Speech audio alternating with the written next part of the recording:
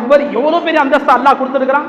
கியாம நாள் வரை எத்தனை கோடி முஸ்லிம்கள் வந்தாலும் சரி, அந்த நபியுடைய ஒவ்வொரு செயலையும் தன்னில் செய்துவிட வேண்டும் என்ற ஆசையில துடிக்கக்கூடிய அந்த அளவுக்கு அல்லாஹ் உயர்வாக அவர்களை ஆக்கி வைத்திருக்கிறான். அவர்கள் எப்படி நம்மை போன்றவர்களாக இருக்க முடியும்?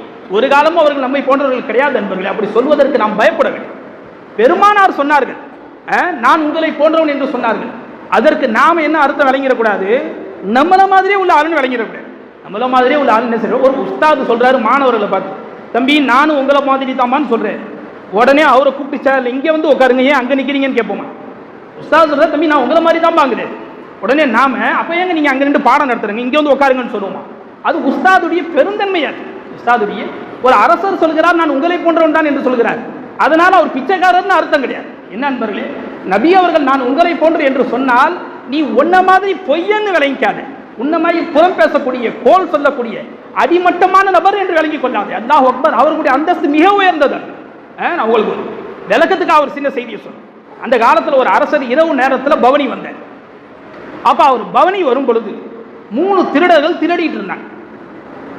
அரசர் சாதாரண மனிதனுடைய உருவத்தில் வராரு. ஒரு அரசர் ட்ரெஸ் போட்டு வரல, இரவு நேரத்தில் வரும் பொழுது சாதாரண உடை அணிந்து வருகிறார். இவரை பார்த்த அந்த 3 திருடர்களும் பயத்தில் ஏறி காம்பவுண்ட்ல கீழே குதிச்சு யாரும் வேற யாரோ வராங்கன்னு நினைச்சுக்கிட்டு பூண்டு அடிச்சு ஓடுனாங்க. அப்ப இந்த அரசர் சொன்னாரு, தம்பி நில்லுங்கப்பா நில்லுங்க. அரசர் நினைச்சுக்கிட்டாரு நம்மள ஏதோ பேய் பிசாசு நினைச்சு பயந்து ஓடுறானுங்க போல தெரியுதுன்னு. அரசர் என்ன சொன்னாரு, ஆனா பஷரும் மிசுலுக்கும், நானும் உங்களை மாதிரி மனுஷன் தான்ப்பா, நில்லுங்கப்பான்னு சொன்னார். அரசர் என்ன சொன்னார் நண்பர்களே, பயந்து ஓடாதீங்க, நான் மனுஷன் தான் சொன்னேன். அரசர் நினைச்சுக்கிட்டாரு நம்மளை பார்த்து பயந்து ஓடுறானுங்க. அந்த 3 பேரும் அங்க நின்று என்ன பேசிக்கிட்டாங்களாம், அவர் என்ன சொல்றாரு பாத்தியா, அவரும் நம்மள மாதிரி திருட்டு பயத்தானா, அதனால பயப்பட வேணாம்னு சொல்றாருன்னு பேசிக்கிட்டானுங்க அந்த 3 பேரும். அரசர் என்ன சொல்கிறார் என்பரே, நான் உங்களை மாதிரி மனுஷங்கிறார். இங்க கேட்டவன் என்ன சொல்றான், அவர் நம்மள மாதிரி திருட்டு பயத்தான அவன் விளக்கம் கொடுத்தாங்க. அந்த மாதிரி இன்னைக்கு நாம ஆயிட்டோம். நபி நான் உங்களை போன்றவன் தான் என்று சொன்னதின் காரணத்தினால் நாம் என்ன விளங்கிக்கொண்டோம், நம்மள மாதிரியா என்று விளங்கிக் கொண்டோம். அப்படி கிடையாது நண்பர்களே, அது அவர்களுடைய பெருந்தன்மை. அது அவர்களுக்காக 7 வானங்களும் திறந்திருந்தது, 7 பூமிகளும் திறந்திருந்தது. அவர்கள் உத்தரவிட்டால் நிலா 2ஆக போனது. அப்படி ஒரு மனிதரை நீ காட்டுப்பா, எப்படி நண்பர்கள் அவர்கள் நம்மை போன்றவர்களாக முடியும்? அல்லாஹ் அக்பர். அவர்கள் கையசைத்தால் தன் உயிரை கொடுக்க லட்சக்கணக்கான சஹாபாக்கள் இருந்தாங்க.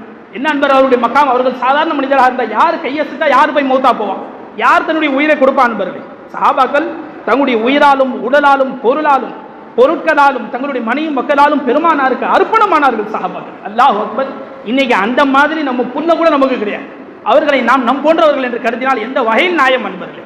இதுவெல்லாம் அல்லாஹ் ரசூலுல்லாஹி ஸல்லல்லாஹு அலைஹி வஸல்லம் அந்தஸ்தை விளங்காதவர்கள் சொல்லக்கூடிய வார்த்தை. அல்லாஹ்